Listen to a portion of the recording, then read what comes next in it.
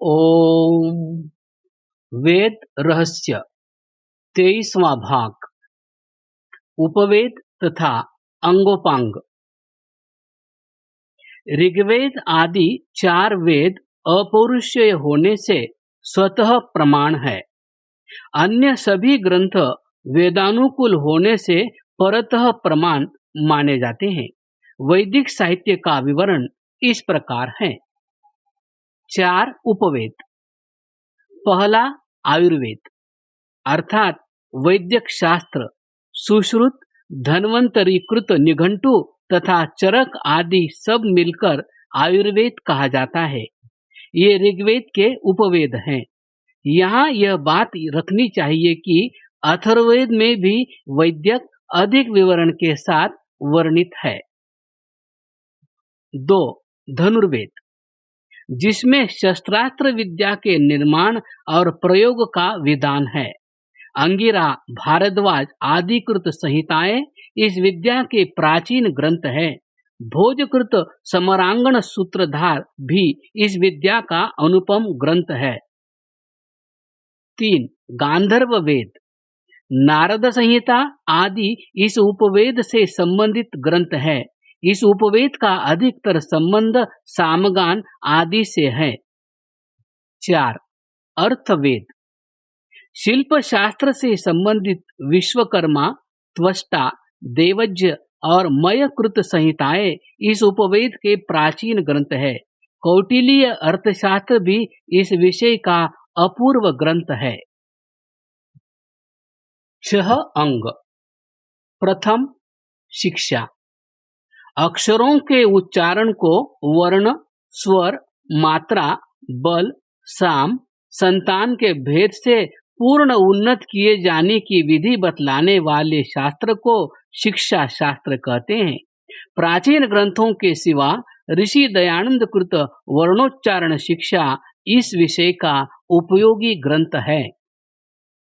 द्वितीय कल्प, वेद के मंत्रों को याज्ञिक कर्मकांड में विनियुक्त करना तथा विनियुक्त करने की विधि बतलाना इस शास्त्र का काम है।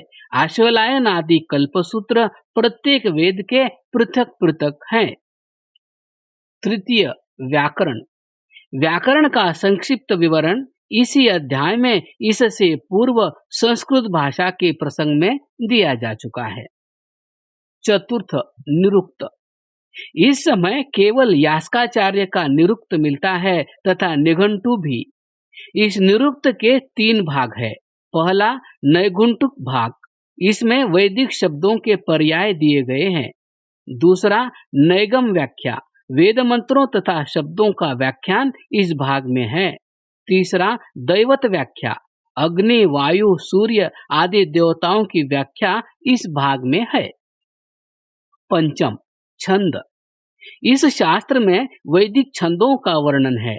गायत्री, उष्णिक, अनुष्टुप, बृहति, पंक्ति, त्रिष्टुप, जगति, विराट, अति जगति, शक्वरी, अति शक्वरी, अष्टि, अव्यष्टि, धृति, अतिधृति, एकपदा, द्विपदा, प्रगात वदित, प्रगात ककुब तथा महावदती, ये 20 प्रसिद्ध छंद है। षष्ठ ज्योतिष, सूर्य, चंद्र आदि नक्षत्रों की गतिविधि आदि बतलाने वाले ग्रंथों को ज्योतिष शास्त्र कहते हैं। सूर्य सिद्धांत आदि इस विषय के उपयोगी ग्रंथ हैं। 6 उपांग। पहला न्याय दर्शन, तर्क प्रधान दर्शन है। कोलब्रुक तथा बोटलिंग ने प्रकट किया है कि न्याय पूर्णतया तर्क पर आश्रित है और अरस्तु के संप्रदाय के नियम उससे मिलते हैं। न्याय दर्शनकार प्रबल तार्किक होने पर भी वेद का बलपूर्वक समर्थन करता है। उसने लिखा है, मंत्रायुर्वेद प्रामाण्यवच्च तत्प्रामाण्याप्त प्रामाण्यात्, अर्थात आप्त प्रमाण होने से वेद ऐसे ही मान्य और विश्वसनीय है जैसे मंत्रों का फल और आयुर्वेद। वेदों के कथित 3 दोष।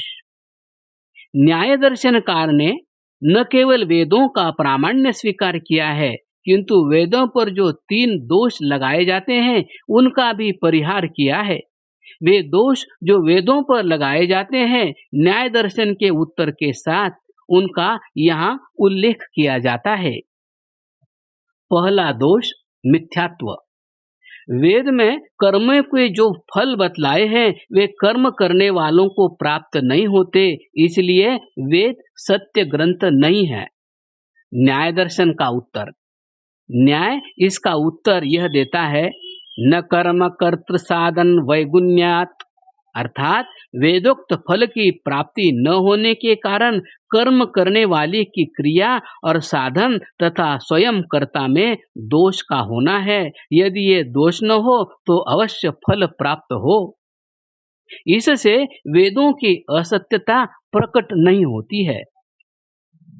दूसरा दोष व्याघात। भिन्न भिन्न समयों में परस्पर विरोधी बातों का करना व्याघात दोष नहीं कहा जा सकता, इसलिए वेदों में व्याघात दोष नहीं। न्याय दर्शन का उत्तर इस प्रकार है, अभ्योपेत्य काल भेदे दोष वचनात्, अर्थात अंगीकार करके काल का भेद करने पर दोष कहा है।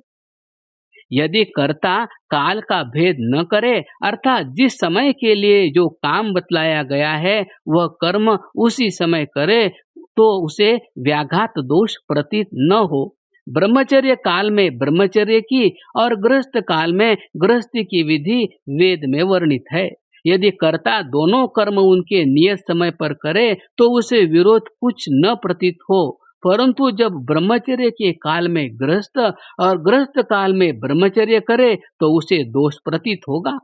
यह वेद में व्याघात होने का सबूत नहीं, अपितु कर्ता के नियत समय पर नियत कर्म न करने का दोष है। तीसरा दोष पुनरुक्ति। अभ्यास में कर्ता जो पुनरुक्त दोष समझता है वह उसी का दोष होता है, वेद का नहीं। न्यायकार ने कहा है, अनुवादोपपत्तिश्च, अर्थात अनुवाद की उपपत्ति होने से।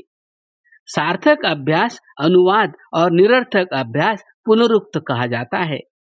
3 बार गायत्री का जप करना अथवा इस ऋचा को 2 बार पढ़ना यह अनुवाद है, पुनरुक्ति नहीं। यहाँ दर्शनकार ने प्रकट किया है कि विधि वाक्य अर्थवाद वाक्य और अनुवाद वाक्य के द्वारा शास्त्रीय वाक्य काम में लाए जाते हैं, इन्हें पुनरुक्ति नहीं कहा सकते। इनके लक्षण दर्शनकार ने इस प्रकार किए हैं, विधिर्विधायकः, जो वाक्य विधायक होता है उसे विधि वाक्य कहते हैं, जैसे स्वर्ग का इच्छुक अग्निहोत्र करें। स्तुतिर्निंदा परः कृतिः पुराकल्प इत्यर्थवादः, अर्थात स्तुति निंदा परकृति और पुराकल्प यह 4 प्रकार का अर्थवाद होता है। विधि वाक्य के प्रशंसा का नाम स्तुति है। इस स्तुति से प्रवृत्ति होती है, जैसे पुरुषार्थ करके देवों ने असुरों को जीत लिया इत्यादि। 2 अनिष्ट फल निंदा कहा जाता है।